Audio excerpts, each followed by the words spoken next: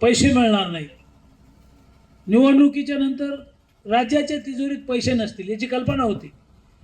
आणि बोरगाव हे टॉप 10चं गाव होतं. दिगंबरराव कायंदे भाजपचं गाव होतं आणि खात्री होती की याच्यात आपल्याला 50-60% मतं मिळतात म्हणून घेऊन ठेवलं होतं. असं उगाच घेतलं नव्हतं. पण पांगलं गाव, पोरं सोरं उधळले. कोणी मशालीकडे कोणी गेलं, कोणी टी व्हीकडे गेलं, कोणी इकडे गेलं, कोणी तिकडे गेलं. बरं झालं एखादं गाढवाचं चिन्ह नव्हतं. आता मला सांगा, तुमच्या गावाला मी 8 कोटी देतो आणि 8 कोटीच्या गावात बबनराव मागं कसं काय? मग इथं सभामंडप द्या, सभामंडप देतो. फिल्टरचं पाणी द्या, फिल्टरचं पाणी देतो. डीपी जळाली की छाताडावर बसलेलीच असते. दिगंबररावचा फोन येतो, सरपंचाचा फोन येतो. यायचा कचरा करून टाकला तुम्ही. आता आमच्याकडे यायला तोंडच नाही ठुलं द्यायला. म्हणजे हे टॉपचं गाव आहे म्हणून तुम्हाला 8 कोटी रुपये देऊन ठेवले होते. आता कॅन्सलही करता येणार कमी झाल्यामुळं. मग चला जाऊ द्या, हुकचूक होत राहती. आता मुंडे साहेबाच्या सोयऱ्याचं गाव सगळ्या बाजू प्लस. शेठजी कधी गावात आला नाही, मशालीवाला उमेदवार कधी गावात आला नाही, कोणाच्या लग्नात आला नाही, कोणाच्या मौतीत आला नाही. डीपी जळाली तर कधी फोन केला नाही. तुमच्या ओळखीचे नाही, पाळखीचे नाही, काही संबंध नाही. गाड्याची डब्बी नाही दिली ह्या लोकांनी तुमच्या गावाला. आणि मी प्रत्येक वेळेला द्यायला आलोय.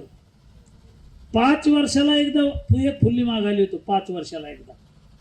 आमचं बोलूतं काय, पूर्वीच्या काळात 12 बोलुते दर होते. सुताराचं बोलुतं, नाव्याचं बोलुतं, इस्त्रीवाल्याचं बोलुतं, आवतं भरायचे, कोळपे भरायचे, टिफन भरायची, मोगडा भरायचा, कोंडक्या करायच्या. हे सगळं काम पूर्वी बोलुत्यावर चालायचं. तर आमचं बोलुतं काय, 5 वर्षाला एकदा एक कमळाच्या फुलाचं बटन दाबायचं. तेही केलं नाही. जाऊ दे, आता जे झालं ते झालं. आमचे काही कार्यकर्ते रुसले, हे सगळे नाराज झाले. दिगंबरराव आहेत, खैरे आहेत, पंचायत समितीचं आमचं अशोक आहे. हे सगळे भाऊ गावानं आम्हाला याला धोका दिला. मग देऊ दे, आता जे झालं ते झालं. त्याला विचारलं की कॅन्सल करू का, कसं काय करू, दुसरं गाव घेऊ जिथं 80% 90% मतं दिले ते गाव घ्यायचं का? नाही म्हणले भाऊ, एवढ्या वेळेला जाऊ दे, आता एवढा रोड करून टाका. आता हे सगळे तुमचा शेवट आहे ना. बरेच जण इथं आता 80, 90, 100 वर्षाचे आहेत. मस्त सिमेंट रोड दिला आता 8 कोटीचा. गावातले सगळे घरं भरतील एवढे पैसे आहेत 100-100च्या नोटानं. 8 करोड रुपये दिले. आता तरी पुढचं थोडं लक्ष राहू द्या, नाही तर कोणी येतं आणि टिकली आणून जातं. आता हे दिलेले गेलेले हे पुन्हा येते का तुमच्याकडं? हे कधीच येणार नाही. येतं काड्याची डबी कोणाला देणार नाही. जे उधळले तिकडे गेलेत ना, त्याला सांगायलो मी की नका बाबा, उधळू नका. तिकडून काही आणणार नाहीत गावाला, तिकडं काही देऊ शकत नाही कोणी. मौतीत येत नाहीत, लग्नात येत नाहीत, 5 वर्ष काही दिसतच नाही आहेत. आणि निवडणूक आली की छत्र्यासारखे उभवतात.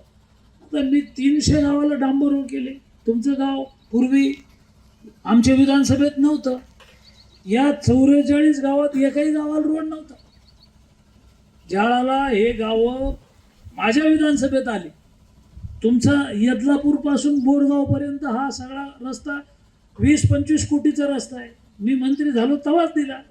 म्हणजे मीच दिलं, जे दिलं ते मीच दिलं. आणि पुढेही मी जिवंत तोरक देत राहील, त्याची काही चिंता करू नका. मी देणार. तुम्ही मला द्या नाही तर नका देऊ.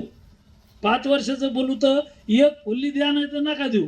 असंच तुम्ही मला नाही बी दिलं तर 5-5, 10-10 कोटी मिळतात. हे डोक्यातून काढून टाका. एकदा चव पाहीन, दोनदा चव पाहीन, 3दा चव पाहीन आणि मी म्हणेन मग आता फुल्ली आणा. तर ही वेळ येऊ देऊ नका. आपल्या कामाचा तो सरपंच, आपल्या गावाचा विकास करणारा आपला सरपंच.